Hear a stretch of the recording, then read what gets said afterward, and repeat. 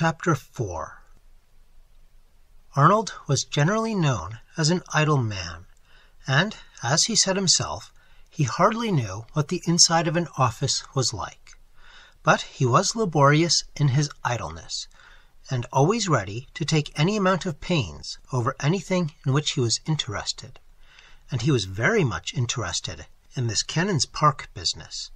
He felt sure that there was a link between Mr. Hampole's odd story, more than odd, he meditated, and the experience of Parrot's cousin, the wheat breeder from the West Country.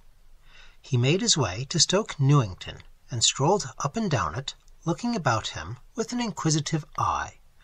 He found Cannon's Park, or what remained of it, without any trouble.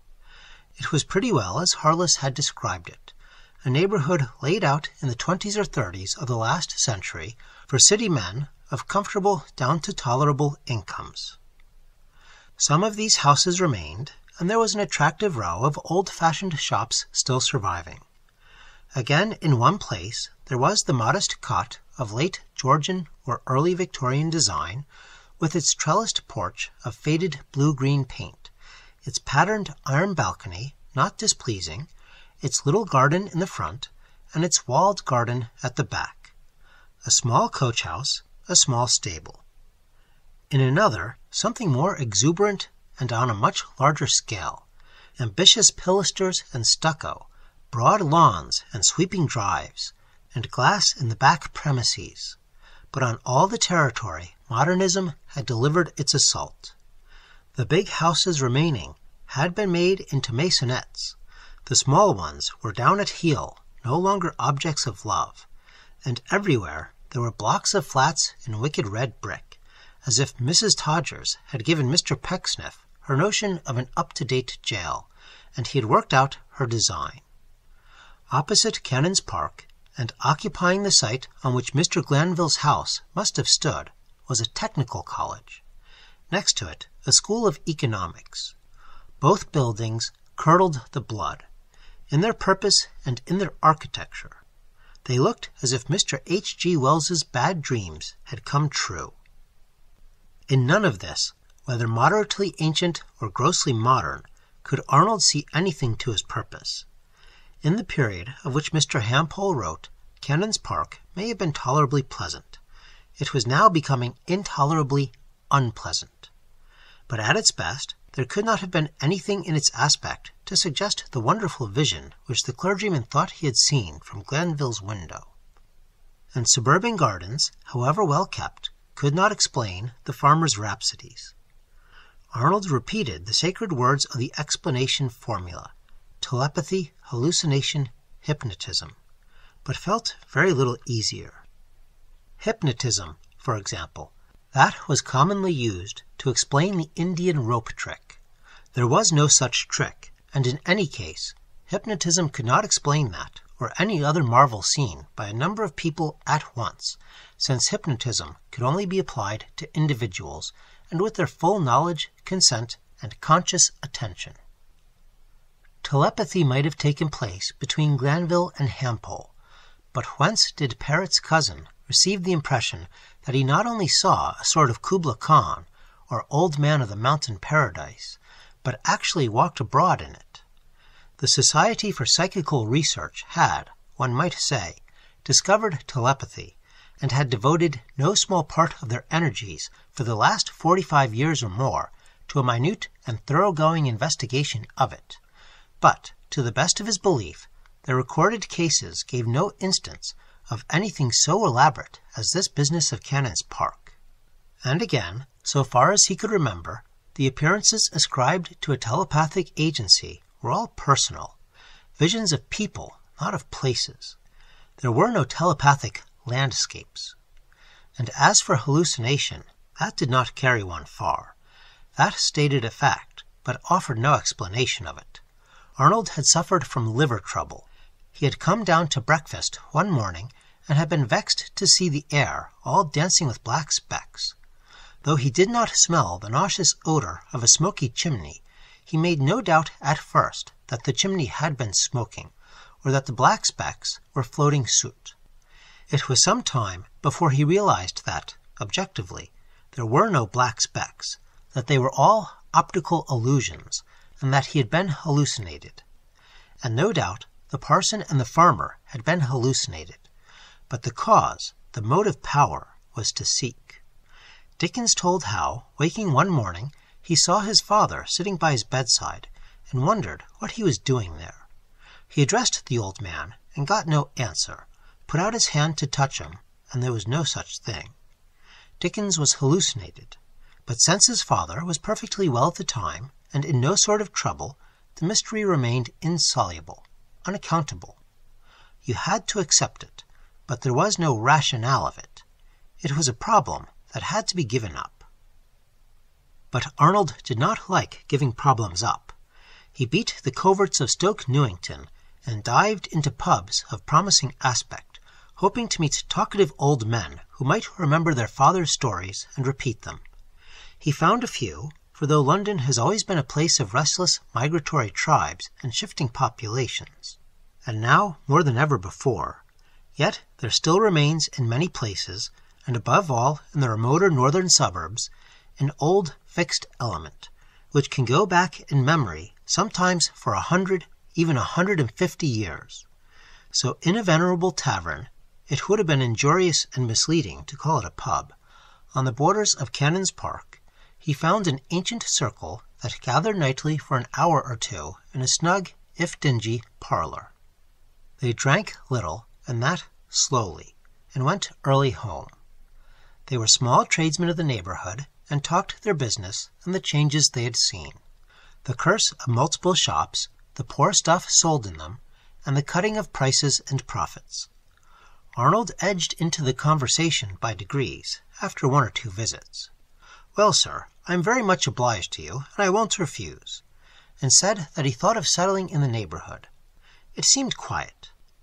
"Best wishes, I'm sure." Quiet, well, it was once, but not much of that now in Stoke Newington. All pride and dress and bustle now, and the people that had the money and spent it, they're gone long ago. "There were well-to-do people here?" asked Arnold, treading cautiously, feeling his way inch by inch.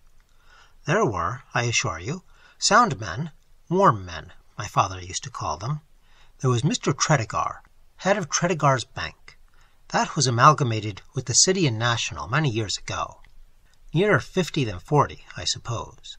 He was a fine gentleman and grew beautiful pineapples. I remember his sending us one, when my wife was poorly, all one summer. You can't buy pineapples like that now." "You're right, Mr. Reynolds, perfectly right. I have to stock what they call pineapples, but I wouldn't touch them myself. No scent, no flavour, tough and hard. You can't compare a crab-apple with a Cox's pippin." There was a general assent to this proposition, and Arnold felt that it was slow work. And even when he got to his point, there was not much gained. He said he had heard that Cannon's Park was a quiet part, off the main track. "Well, there's something in that," said the ancient, who had accepted the half-pint. "You don't get very much traffic there, it's true. No trams or buses or motor coaches, but they're pulling it all to pieces, building new blocks of flats every few months. Of course, that might suit your views. Very popular these flats are, no doubt, with many people. Most economical, they tell me, but I always liked a house of my own, myself." "I'll tell you one way a flat is economical," the greengrocer said, with a preparatory chuckle. "If you're fond of the wireless, you can save the price and the license. You'll hear the wireless on the floor above and the wireless on the floor below, and one or two more besides when they've got their windows open on summer evenings." "Very true, Mr. Batts, very true. Still, I must say I'm rather partial to the wireless myself. I like to listen to a cheerful tune, you know, at tea-time." "You don't tell me, Mr. Potter, that you like that horrible jazz, as they call it." "Well, Mr. Dickson, I must confess," and so forth and so forth. It became evident that there were modernists even here. Arnold thought that he had heard the term hot blues distinctly uttered. He forced another half-pint. "Very kind of you, mild this time, if you don't mind," on his neighbour, who turned out to be Mr. Reynolds, the pharmaceutical chemist, and tried back. "So you wouldn't recommend Cannon's Park as a desirable residence?" Well, no, sir, not to a gentleman who wants quiet, I should not. You can't have quiet when a place is being pulled down about your ears, as you may say. It certainly was quiet enough in former days. Wouldn't you say so, Mr. Bats? Breaking in on the musical discussion. Cannon's Park was quiet enough in our young days, wasn't it? It would have suited this gentleman then, I'm sure. Perhaps so, said Mr. Bats, perhaps so, and perhaps not. There's quiet and quiet. And a certain stillness fell upon the little party of old men. They seemed to ruminate, to drink their beer in slower sips. There was always something about that place I didn't altogether like, said one of them at last, but I'm sure I don't know why. Wasn't there some tale of a murder there a long time ago? Or was it a man that killed himself, and was buried at the crossroads by the green, with a stake through his heart? I've never heard of that, but I've heard my father say that there was a lot of fever about there formerly. I think you're all wide of the mark, gentlemen, if you'll excuse my saying so. This from an elderly man in a corner, who had said very little hitherto. I wouldn't say Cannon's Park had a bad name, far from it. But there certainly was something about it that many people didn't like. Fought shy of, you may say, and it's my belief that it was all on account of the lunatic asylum that used to be there a while ago. A lunatic asylum was there? Arnold's particular friend asked. Well, I think I remember hearing something to that effect in my very young days, now you recall the circumstances. I know we boys used to be very shy of going through Cannon's Park after dark. My father used to send me on errands that way now and again, and I always got another boy to come along with me if I could, but I don't remember that we were particularly afraid of the lunatics either. In fact, I hardly know what we were afraid of, now I come to think of it. Well, Mr. Reynolds, it's a long time ago, but I do think it was that madhouse put people off of Cannon's Park in the first place. You know where it was, don't you? I can't say I do. Well, it was that big house right in the middle of the park that had been empty years and years, 40 years, I dare say, and going to ruin. You mean the place where Empress Mansions are now? Oh, yes, of course. Why, they pulled it down more than 20 years ago, and then the land was lying idle all through the war and long after. A dismal-looking old place it was. I remember it well. The ivy growing over the chimney-pots, and the windows smashed, and the toilette boards smothered in creepers. Was that house an asylum in its day? That was the very house, sir. Himalaya House, it was called. In the first place, it was built on to an old farmhouse by a rich gentleman from India, and when he died, having no children, his relations sold the property to a doctor, and I think it turned into a madhouse. And as I was saying, I think people didn't much like the idea of it. You know, those places weren't so well looked after as they say they are now, and some very unpleasant stories got about. I'm not sure if the doctor didn't get mixed up in a lawsuit over a gentleman, of good family I believe, who had been shut up in Himalaya House by his relations for years, and as sensible as you or me, all the time. And then there was that young fellow that managed to escape. That was a queer business, though there was no doubt that he was mad enough for anything. One of them got away, did he? Arnold inquired, wishing to break the silence that long again fell on the circle. That was so. I don't know how he managed it, as they were said to be very strictly kept, but he contrived to climb out, or creep out, somehow or other, one evening about tea-time, and walked as quietly as you please up the road, and took lodgings close by here, in that row of old red brick houses that stood where the Technical College is now. I remember well hearing Mrs. Wilson, that kept the lodgings. She lived to be a very old woman, telling my mother that she never saw a nicer-looking, better-spoken young man than this Mr. Vallance, I think he called himself. Not his real name, of course. He told her a proper story enough about coming from Norwich, and having to be very quiet on account of his studies and all that. He had his carpet-bag in his hand, and said the heavy luggage was coming later, and paid a fortnight in advance, quite regular. Of course, the doctor's men were after him directly and making inquiries in all directions, but Mrs. Wilson never thought for a moment that this quiet young lodger of hers was the missing madman. Not for some time, that is. Arnold took advantage of a rhetorical pause in the story. He leant forward to the landlord, who was leaning over the bar and listening like the rest.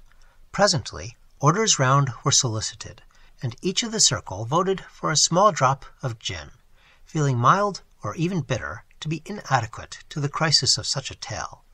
And then, with courteous expressions, they drank the health of our young friend sitting by our friend Mr. Reynolds, and one of them said, "So she found out, did she?" "I believe," the narrator continued, "that it was a week or thereabouts before Mrs. Wilson saw there was something wrong. It was when she was clearing away his tea. He suddenly spoke up and says, 'What I like about these apartments of yours, Mrs. Wilson, is the amazing view you have from your windows.' Well, you know, that was enough to startle her. We all of us know what there was to see from the windows of Rodman's Row, Fothergill Terrace, and Chatham Street, and Cannon's Park. Very nice properties, no doubt, all of them, but nothing to write home about, as the young people say. So Mrs. Wilson didn't know how to take it quite, and thought it might be a joke. She put down the tea-tray and looked the lodger straight in the face. 'What is it, sir, you particularly admire, if I might ask?' 'What do I admire?' said he. 'Everything.' And then, it seems, he began to talk the most outrageous nonsense about golden and silver and purple flowers, and the bubbling well, and the walk that went under the trees right into the wood, and the fairy house on the hill, and I don't know what.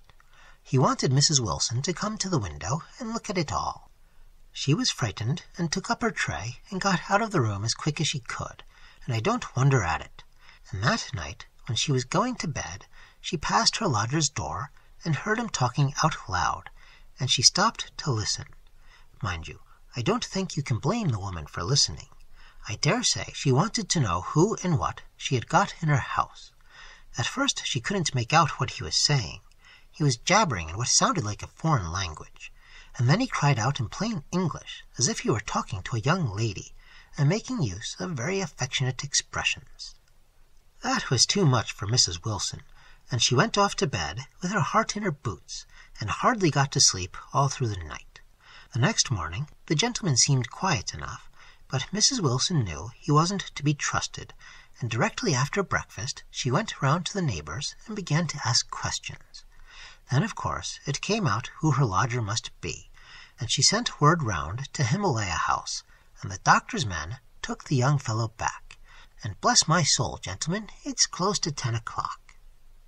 The meeting broke up in a kind of cordial bustle. The old man who had told the story of the escaped lunatic had remarked, it appeared, the very close attention that Arnold had given to the tale. He was evidently gratified. He shook Arnold warmly by the hand, remarking, "So you see, sir, the grounds I have for my opinion that it was that madhouse that gave Cannon's Park rather a bad name in our neighbourhood." And Arnold, revolving many things, set out on the way back to London. Much seemed heavily obscure, but he wondered whether Mrs. Wilson's lodger was a madman at all, any madder than Mr. Hampole, or the farmer from Somerset, or Charles Dickens, when he saw the appearance of his father by his bed.